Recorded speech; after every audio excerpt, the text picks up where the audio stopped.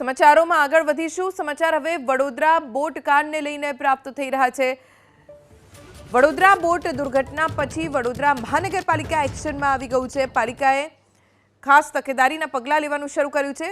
મનપા commissioner Dilip રાણાએ તપાસના આદેશ આપ્યા છે। આ ઘટનાને લઈને ઊંડાણપૂર્વક તપાસ થાય તેવા આદેશ અપાયા છે। સ્વિમિંગ પુલ, રાઇડ્સ સહિત તમામ જગ્યાએ તપાસના આદેશ। ક્યાંય કોઈ ખરાબી હોય તો તાત્કાલિક મનપા કાર્યવાહી કરશે। ઇમારતો, પ્રોજેક્ટ, સુવિધા, સંસાધનો સહિતની જગ્યાએ તપાસ કરવામાં આવશે।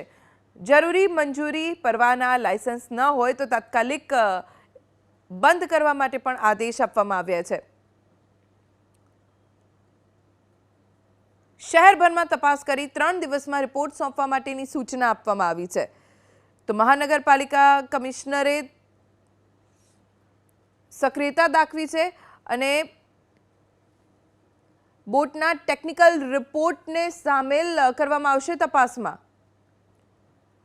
ઠેર ઠેર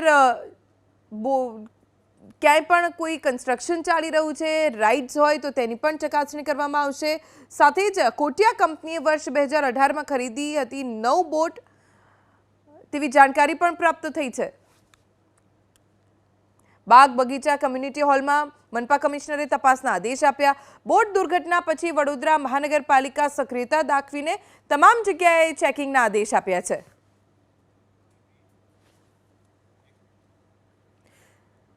તો સ્વિમિંગ પુલ, રાઇડ સહિત તમામ જગ્યાએ તપાસ કરવામાં આવશે। ક્યાંય પણ કોઈ ખામી દર્શાશે તો તાત્કાલિક કાર્યવાહી કરવામાં આવશે તેવી સૂચના આપવામાં આવી છે।